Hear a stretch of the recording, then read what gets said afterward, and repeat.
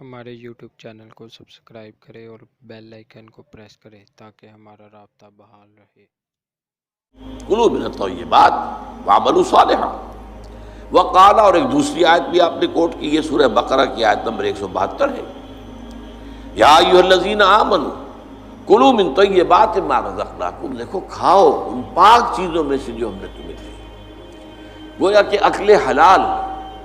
رزق حلال، رزق طیب، حلال اور طیب، یہ ہے در حقیقت جس کا حکم دیا جا رہا ہے، رسولوں کو بھی دیا گیا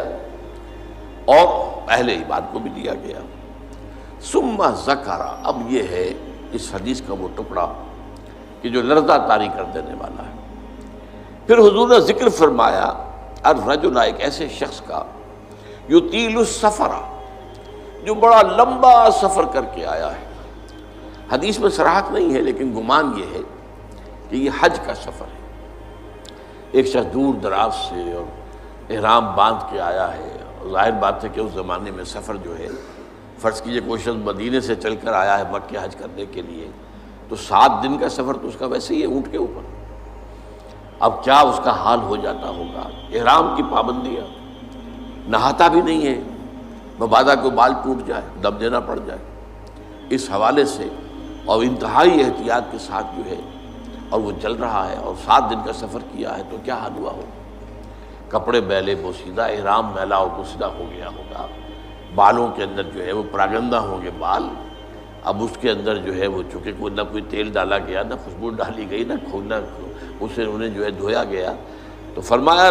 ثم ذکر الرجل یطیل السفر اشعث اغبر، بال پراگندہ بھی ہے اور غبار آلود بھی ہے، اونٹوں پر سفر کیا ہے۔ اور ظاہر بات ہے کہ قافلہ جب چلتا ہے اونٹوں کا تو اگلا اونٹ جو ہے وہ جو خاک اڑاتا ہے وہ پچھلے اونٹ کی سواری کے اوپر آئے گی لازماً۔ گھوڑے جب دوڑتے ہیں تو ان کے سموں سے جو اڑنے والی خاک ہے وہ ظاہر بات ہے کہاں جاتی ہے، سواروں پر بھی آتی ہے۔ یمد یدیہ الی السماء، وہ اپنے دونوں ہاتھ اٹھاتا ہے آسمان کی طرف، یا رب یا رب، اے میرے پروردگار اے میرے پروردگار۔ اب اس میں میرے سامنے جو نقشہ آتا ہے وہ تو جبل رحمت، اب وہاں پہنچنے کے لیے لوگ بڑی محنتیں کرتے ہیں، یہ کہ وہ چھوٹی سی پہاڑی ہے، اس پر جانے کے لیے، اور وہ کہیں سب سے اونچی چوٹی پر پہنچ کر کوئی شخص ہاتھ اٹھا کر کھڑا ہے، یمد یدیہ الی السماء یا رب یا رب، یا فرض کیجئے کہ وہ بیت الحرام میں ہے، مسجد حرام میں ہے، خاص خانہ کعبہ کے سامنے پکار رہا ہے اللہ، وَمَطْعَمُهُ حَرَامٌ، حال یہ ہے کہ جو اس کا کھایا ہوا ہے پیٹ میں وہ حرام ہے، وَمَشْرَبُهُ حَرَامٌ، اور جو اس کا پیا ہوا ہے وہ بھی حرام ہے، وَمَلْبَسُهُ حَرَامٌ، اور جو اس کا لباس ہے احرام، بہت قیمتی تولیوں کا وہ جو احرام ہے وہ بھی حرام کی کمائی سے آیا۔ وَغُذِيَ بِالْحَرَامِ، یہ سب سے آخری ٹکڑا سب سے اہم ہے، حرام کے ذریعے ہی غذا پائی ہے اس نے،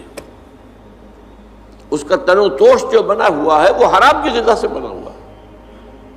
فَأَنَّىٰ يُسْتَجَابُ لِذَٰلِكَ، تو اس شخص کی دعا کیسے قبول ہے؟ قبولیت دعا کے اندر سب سے بڑی رکاوٹ اکل حرام، آپ دعا کرتے رہے اللہ سنے گا ہی نہیں۔ اَنَّىٰ يُسْتَجَابُ لِذَٰلِكَ، کہاں سے، کیسے، قبول کیسے ہو؟ وہ تو تم خود اپنی اس دعا کے راستے میں سب سے بڑی رکاوٹ ہو۔ تم اپنی آمدنی کا جائزہ لو، غور کرو، اس میں کمائی کے اندر کوئی حرام تو شامل نہیں ہے، کوئی ناجائز طریقہ تو شامل نہیں ہے، کوئی براہ راست سود کا عنصر تو نہیں ہے،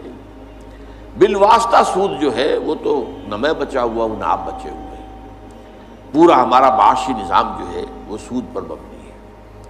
ایک گندم کا دانہ بھی ہم کھاتے ہیں تو اس میں سود ہے، اس کے لیے بیج خریدا گیا سودی قرضے پر، اس کے لیے فرٹیلائزرز خریدے گئے سودی قرضے پر، اس کے لیے پیسٹی سائڈز خریدے گئے سودی قرضے پر، ٹریکٹر خریدا گیا سودی قرضے پر، تو ایک ایک دانے میں سود ہے، وہ سود تو میرے اندر جا ہی رہا ہے، اس کے بغیر تو چارہ نہیں ہے۔ یا ہوا میں، جیسے کہ حضور نے فرمایا صلی اللہ علیہ وسلم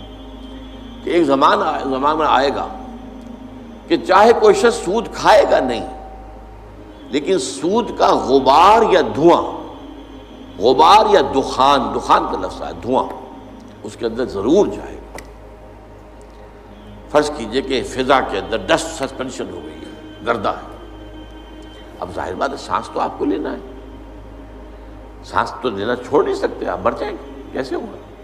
سانس کے ساتھ غبار لازم بن جائے گا، اندر پھیپھڑوں میں جائے گا، کوئی آپ کو روکنے کا کوئی ذریعہ آپ کے پاس نہیں ہے۔ یا کہیں جو ہے جو دھواں بھر گیا ہے، فرض کی جیسے آگ لگتی ہے بڑی اونچے ہوٹلوں کے اندر، 14ویں منزل کے اوپر جو ہے آگ لگی ہے، کمروں کے اندر دھواں بھر گیا، کہاں جائے لوگ؟ 14ویں منزل سے چھلانگ لگائیں تو ویسے ختم، ہڈیاں جو ہے اس کا چورا ہو جائے گا۔